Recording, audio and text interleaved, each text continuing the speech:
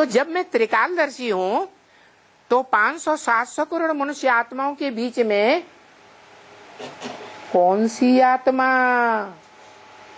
पूरे 84 जन्म लेने वाली है, इस मनुष्य सृष्टि में बड़े से बड़ा मेरा बच्चा है, ये जानता हूं या नहीं जानता हूं? है? जानता हूं। जरूर मैं उसी में प्रवेश करूंगा। जितना बड़ा साहूकार होगा उतना उसके घर का बढ़िया फर्नीचर भी होगा। तो मैं इसमें प्रवेश करता हूं, शरीर रूपी रथ में। इदं शरीरम कौन्तेय क्षेत्रम इत्यभिधीयते। इदं शरीरम, ये शरीर रूपी रथ मेरा कर्म करने का क्षेत्र है। क्या है? और हे अर्जुन, तेरा भी ये शरीर रूपी रथ युद्ध करने का कर्म क्षेत्र है, युद्ध भूमि है। गीता के पहले श्लोक में क्या कहा? धर्म क्षेत्रे कुरुक्षेत्रे। क्षेत्र माने युद्ध भूमि। ये युद्ध भूमि है। क्या? बाप का जो शरीर है वो क्या है? युद्ध भूमि है। अच्छे बच्चे भी पैदा होते हैं और बुरे बच्चे भी पैदा होते हैं। तो दोनों प्रकार के बच्चे आपस में लड़ेंगे या नहीं लड़ेंगे? हैं? लड़ेंगे। तो फैसला करने के लिए किसके पास जाएंगे? बाप के पास जाएंगे। बाप का फिर धर्म क्या है? अच्छे बच्चों को जिंदा रखना और जो बुरे बच्चे हैं उनको जान से मार देना है? क्या धर्म है? है? तो वो ऐसा बाप है जो बुरे से बुरे कर्म करने वाले राक्षसों का भी संवर्धन करता है और अच्छे से अच्छे कर्म करने वाले देवताओं का भी संवर्धन करता है। भगवान के 3 बड़ल्ले बच्चे हैं। वैसे तो 33 करोड़ देवताएं हैं, लेकिन उनमें एक ही ऐसा देवता है जिसको राक्षस भी मानते हैं और मनुष्य भी मानते हैं, देवताएं भी मानते हैं। सब में उसकी मान्यता है। क्या?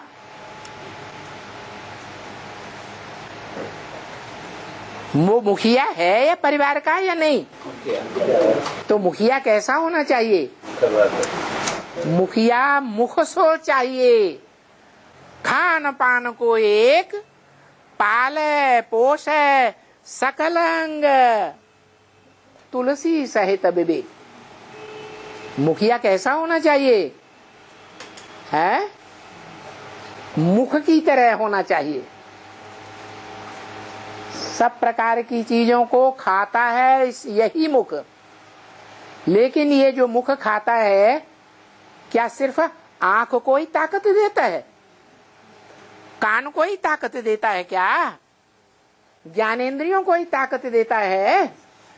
ज्ञानेंद्रियां सुखदायी कर्म करने वाली हैं, श्रेष्ठ इंद्रियां हैं, तो उनको ही पावर देता है या भ्रष्ट इंद्रियों को भी पावर देता है? पावर तो सबको देता है। जिंदा रहने का हक सभी को है या कोई को है कोई को नहीं है? सबको है। बिच्छू है, सांप है, उसको जितना दूध पिलाओगे फिर भी उसकी गिरफ्त में आ जाएगी तुम्हारी उंगली तो क्या करेगा? काटेगा जरूर। ये उसका धर्म है। तो इस सृष्टि की सभी आत्माएं अपने अपने धर्म का पालन कर रही है। जो बाप के बच्चे हैं डायरेक्ट वो कीड़े मकोड़े मक्खी मच्छर जो दुख देते हैं वो बाप के बच्चे हैं, बाप की बातों को समझने वाले हैं या बाप की बातों को समझने वाले भी नहीं हैं। छोटे बच्चे हैं या बड़े बच्चे हैं, कीड़े मकोड़े पशु पक्षी छोटे बच्चे हैं तो आत्माएं ना, अबोध आत्माएं हैं।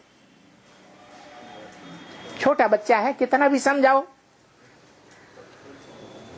आग की तरफ नहीं जाना, उसमें हाथ नहीं डालना, वो क्या करेगा? फिर भी रेंग के जाएगा, उसी में हाथ डालेगा। ये स्वभाव है। सारी दुनिया इस स्वभाव कहो, प्रकृति कहो, निसर्ग कहो, इस प्राकृतिक बंधन में बंधी हुई है। हर आत्मा रूपी रिकॉर्ड में उसका अनेक जन्मों का पार्ट भरा हुआ है। इसलिए गीता में कहा है, प्रकृति क्रियमाणानि गुणैः कर्माणि सर्वशः अहंकार विमूढ़ात्मा कर्ताहम् इति मन्यते। प्रकृति के द्वारा हर आत्मा रूपी रिकॉर्ड में कर्म स्वभावतः भरे हुए हैं। जब समय की सुई वहां आती है तो वो ही कर्म वो करती है जो उसने कल पूर्व में किया था।